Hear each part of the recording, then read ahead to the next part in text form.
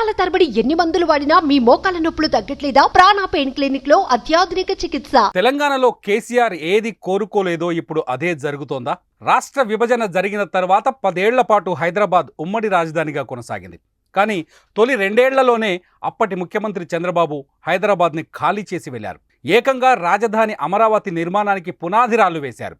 ఇదంతా చూస్తే అప్పుడు అందరికీ అనిపించింది ఏంటి అంటే చంద్రబాబు హైదరాబాద్ నుంచి పాలించడం కేసీఆర్కి ఇష్టం లేదు అని. దీనికి ఫోన్ ట్యాపింగ్ కేసునే పెద్ద ఉదాహరణగా చెప్పొచ్చు. మొత్తానికి తెలంగాణలో 9 ఏళ్ల పాటు కేసీఆర్ ఒక మోనార్కులా పనిచేశారు. కానీ ఇప్పుడు కాలం మారిపోయింది. కేసీఆర్కి అధికారము పోయింది. రేవంత్ రెడ్డి కాంగ్రెస్ పార్టీ నుంచి ముఖ్యమంత్రి అయ్యారు. చంద్రబాబు నాయుడు హైదరాబాద్ను ఖాళీ చేసిన సమయంలో ఇదే రేవంత్ రెడ్డి తెలుగుదేశం పార్టీలో ఉన్నారు.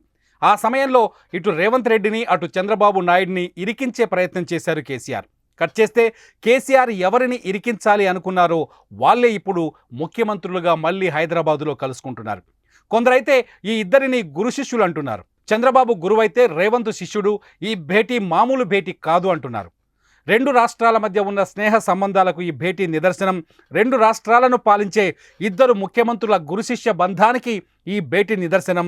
అదేవిధంగా 2 రాష్ట్రాల మధ్య తెగని ముడిలా మారిన విభజన సమస్యల పరిష్కారానికి పడే తొలి అడుగుకు కూడా నిదర్శనం అంటున్నారు. నిజానికి చెప్పాలి అంటే ఈ భేటీ కేసీఆర్కి అస్సలు నచ్చదంటున్నారు కొందరు రాజకీయ విశ్లేషకులు. చంద్రబాబుతో భేటీ తర్వాత చంద్రబాబు కోణంలో రేవంత్ రెడ్డిని బీఆర్ఎస్ కార్నర్ చేయాలని కూడా ఆలోచిస్తున్నట్టు తెలుస్తోంది. చంద్రబాబు నాయుడు రేవంత్ రెడ్డికి లేఖ రాసిన రోజే బీఆర్ఎస్ తన ఒపీనియన్ను బయటపెట్టింది. రాష్ట్రం విడిపోయిన మరుక్షణం రాష్ట్ర విభజన సమయంలో జరిగిన సంఘటనలను గుర్తు చేసింది. తెలంగాణకు చెందిన 7 మండలాలను ఆంధ్రప్రదేశ్ అన్యాయంగా లాక్కెళ్లిందని ఆరోపించింది. అంతేకాదు తెలంగాణకు చెందిన లోయర్ సీలేరు పవర్ ప్రాజెక్టును కూడా ఏపీ తీసుకెళ్లిందని చెప్పుకొచ్చింది. ఇప్పుడు ప్రజాభవన్లో జరిగే భేటీలో ఈ అంశాలను కూడా చంద్రబాబుతో చర్చించాలంటూ మాజీ మంత్రి హరీష్ రావు రేవంత్ రెడ్డికి సవాల్ విసిరారు. ఇదంతా చూస్తుంటే చంద్రబాబు రేవంత్ రెడ్డి భేటీ బీఆర్ఎస్ అండ్ బ్యాచ్కి ఏమాత్రం ఇష్టం లేదన్నది రాజకీయ విశ్లేషణ. నిజానికి 2 తెలుగు రాష్ట్రాలు భౌగోళికంగా పరిపాలనా పరంగా విడిపోయినప్పటికీ 2 రాష్ట్రాలకు చెందిన మనుషులు మాత్రం విడిపోలేదు.